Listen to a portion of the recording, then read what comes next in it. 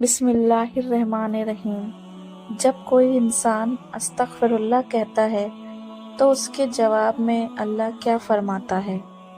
अस्तगफिरुल्लाह पढ़ते वक्त बंदे के साथ क्या होता है?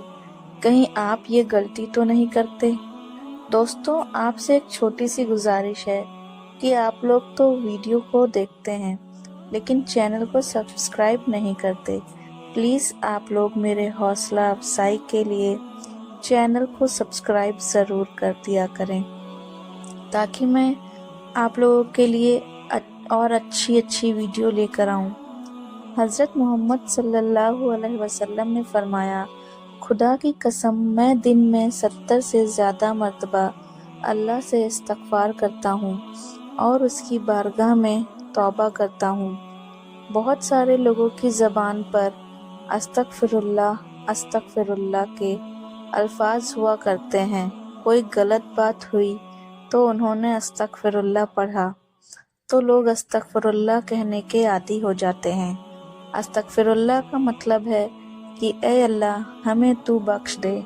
सिर्फ अस्तगफिरुल्लाह कह देने से आपकी तौबा कबूल नहीं होती, क्योंकि अस्तगफिरुल्लाह आम तौर से जो लोग बोलते हैं वह उनकी ज़बान पर रटे हुए अल्फाज हैं, तो बस यह अस्तगफिरुल्लाह उनकी आदत में है।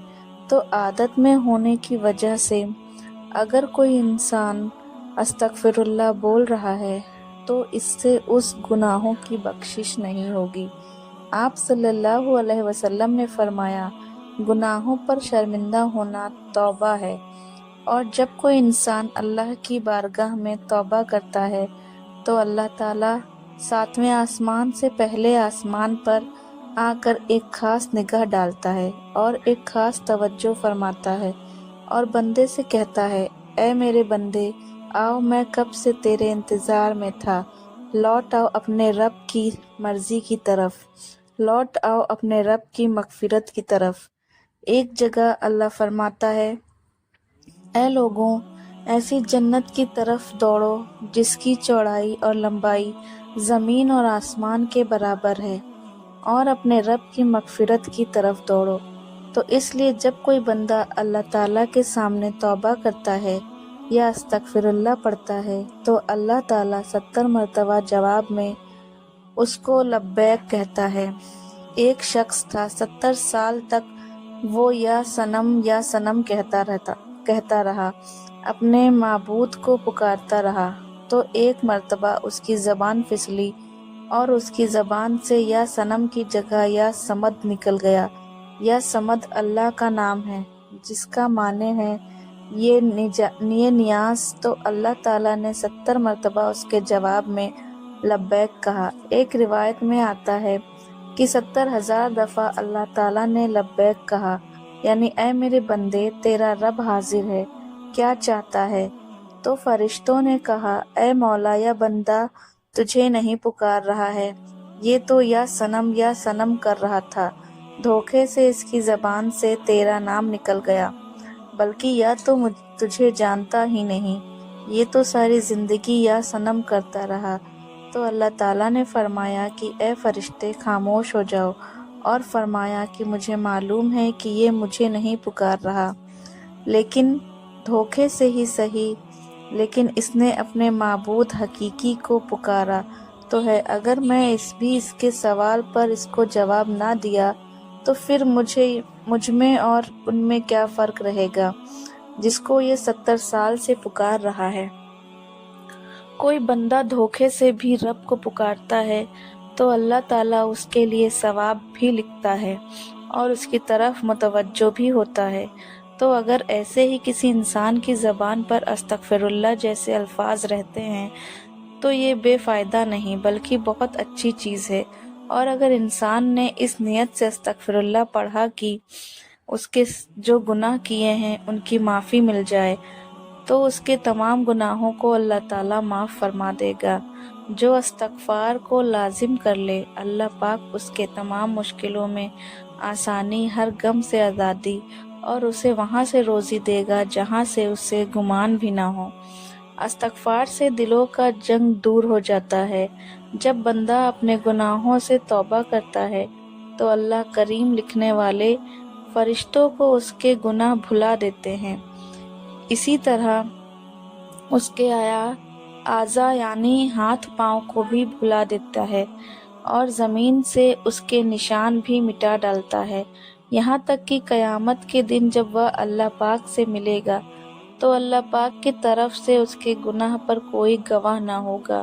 حضرت سیدنا حسن بصری رحمۃ اللہ علیہ السلام کے پاس ایک شخص آیا اور اس نے خشک سالی کی شکایت کی۔ آپ رحمۃ اللہ علیہ السلام نے اسے استغفار کرنے کا حکم دیا۔ دوسرا شخص آیا، اس نے تنگستی کی شکایت کی تو اسے بھی یہی حکم فرمایا۔ پھر تیسرا شخص آیا، اس نے اولاد نہ ہونے کی شکایت کی تو اس سے بھی یہی فرمایا۔ پھر چوتھا شخص آیا، اس نے اپنی زمین کی پیداوار کم ہونے کی شکایت کی تو اسے بھی یہی فرمایا۔ حضرت ربیع بن صبیح رحمۃ اللہ علیہ السلام وہاں حاضر تھے۔ انہوں نے عرض کیا، آپ کے پاس چند لوگ آئے اور انہوں نے مختلف حاجات پیش کیے، آپ نے سب کو ایک ہی جواب دیا کہ استغفار کرو۔ تو آپ رحمۃ اللہ علیہ نے ان کے سامنے یہ آیت پڑھی جن میں استغفار کو بارش، مال، اولاد اور باغات کے عطا ہونے کا سبب فرمایا گیا ہے۔ تو میں نے کہا، آپ نے رب سے معافی مانگو، بے شک وہ بڑا معاف کر فرمانے والا ہے۔ تم پر مسلح دھار بارش بھیجے گا اور مال اور بیٹوں سے تمہاری مدد کرے گا، اور تمہارے لیے باغ بنا دے گا اور تمہارے لیے نہریں بنائے گا۔ بندہ کسی گناہ کو اللہ تعالیٰ کی نافرمانی جان کر اس کے کرنے پر شرمندہ ہوتے ہوئے رب سے معافی مانگے اور آئندہ کے لیے اس گناہ سے بچنے کا پکا ارادہ کرے اور اس جگہ کی تلافی کے لیے کوشش کرے، مثلاً نماز قضا کی تھی تو اب ادا بھی کرے، چوری کی تھی یا رشوت لی تھی تو بعد توبہ یا مال اصل مالک یا اس کے وارثہ کو واپس کرے یا معاف کروا لے، اور اگر اصل مالک یا وارثہ نہ ملے تو اس کی طرف سے راہ خدا میں اس نیت سے صدقہ کر دے کہ وہ لوگ جب ملیں اور صدقہ کرنے پر راضی نہ ہوں تو اپنے پاس سے انہیں واپس دوں گا۔ توبہ استغفار کی تمام تر اہمیت اور فضائل کے باوجود بعض بدنصیب نفس شیطان کے بہکاوے میں آ کر توبہ استغفار کرنے میں ٹال مٹول سے کام لیتے ہیں۔ توبہ کا موقع ملنا بھی بہت بڑی سعادت کی بات ہے۔ بہت سے لوگوں کو توبہ کا موقع بھی نہیں ملتا اور وہ بغیر توبہ کیے اس دارے پانی سے چلے جاتے ہیں کہ کوئی بھی بھروسہ نہیں۔ اس لیے ہمیں بھی اکثر توبہ استغفار کرنی چاہیے۔ قرآن مجید میں ارشاد باری تعالیٰ ہے کہ اللہ استغفار کرنے والے پر رحم کی بارش کرتا ہے اور ان کی طاقت میں اضافہ فرماتا ہے۔ اللہ رب العزت قرآن مجید میں ایک جگہ فرماتے ہیں، نوح علیہ السلام نے اپنی قوم سے کہا، اپنے رب سے اپنے گناہ بخشوا لو اور معافی مانگو، وہ یقیناً بڑا بخشنے والا ہے۔ وہ تم پر آسمان کو خوب برساتا ہوا چھوڑ دے گا اور تمہیں خوب پے در پے مال اور اولاد میں ترقی دے گا اور تمہیں باغا دے گا اور تمہارے لیے نہریں نکال دے گا۔ استغفار اللہ کی خوشنودی کا سب سے بڑا ذریعہ ہے۔ ایک حدیث مبارک ہے کہ اللہ پاک توبہ کرنے والے بندے سے اس شخص سے بھی زیادہ خوش ہوتے ہیں جس نے اپنا گمشدہ اونٹ پا لیا ہو۔ ہم لوگوں کو ہر وقت استغفر اللہ کہنے کی عادت ڈالنی چاہیے۔ اللہ پاک رحیم کریم ہے، ایسے میں اللہ پاک اپنے بندے کے استغفار کرنے سے بہت خوش ہوتا ہے۔ آئیے جانیں استغفار کے فائدے۔ استغفار کے فائدے میں سے ایک فائدہ یہ ہے، دلوں میں گناہوں کی وجہ سے جو جنگ لگ جاتی ہے اس جنگوں کی صفائی ہو جاتی ہے۔ توبہ استغفار پڑھنے کا دوسرا فائدہ پریشانیوں اور تنگیوں سے چھٹکارا ملتا ہے۔ استغفار پڑھنے سے آپ کے لیے رحمت کا دروازہ کھلتا ہے۔ استغفار کرنے والے کی دعا اللہ پاک ضرور قبول کرتا ہے۔ استغفار پڑھنے والے پر اللہ رحمت کی بارش کرتا ہے۔ ایسی جگہ سے روزی دیتا ہے کہ جہاں سے وہم و گمان بھی نہیں ہوتا۔ تو یہ استغفار پڑھنے کے کچھ فائدے ہیں۔ اس کے علاوہ ہمیں چاہیے کہ ہم ہر وقت اللہ کا ذکر کریں۔